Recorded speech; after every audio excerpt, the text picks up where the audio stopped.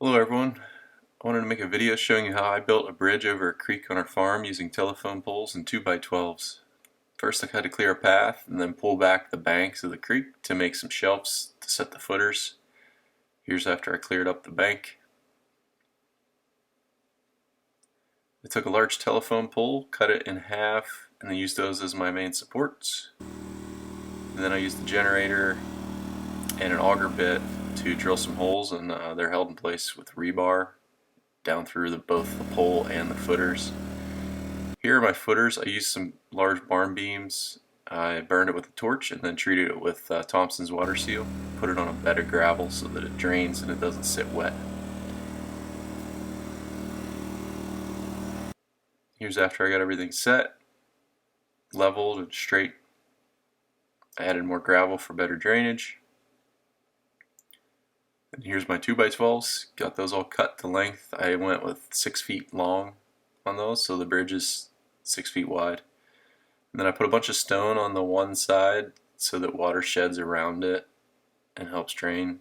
And then here's setting all the 2x12s, spacing out the holes for the screws. And here's after everything's down. You can see that bed of gravel to shed water to the right. Here's the first test with the tractor.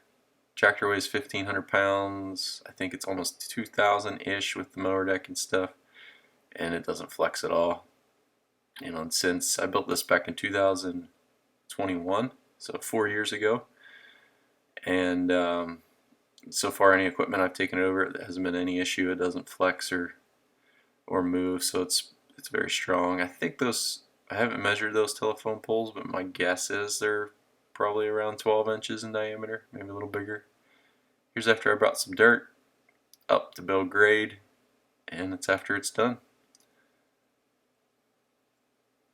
This is current day, 2025. I added some 2x4s to each edge to kind of give it like an edge, so like if you're driving a side-by-side or something across, you don't accidentally drop one tire off the side.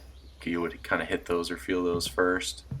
But it is 6 feet wide, so it's pretty wide, but it can feel a little tight with a bigger piece of equipment. I guess if I would do it again, I'd maybe space my telephone poles out maybe just a hair more, and then maybe go 7 feet wide.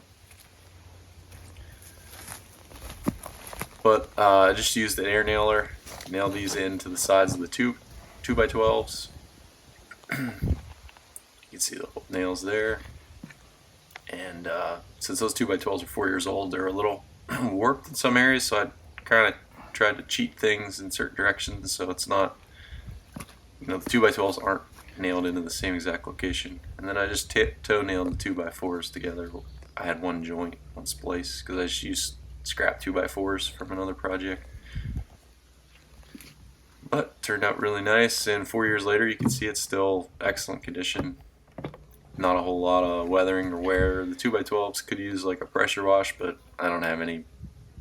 I guess I could probably use a sump pump in the creek and a generator for a pressure washer or something. But there it is. If you have any questions, feel free to reach out. Do the best I can to help. Thanks for watching.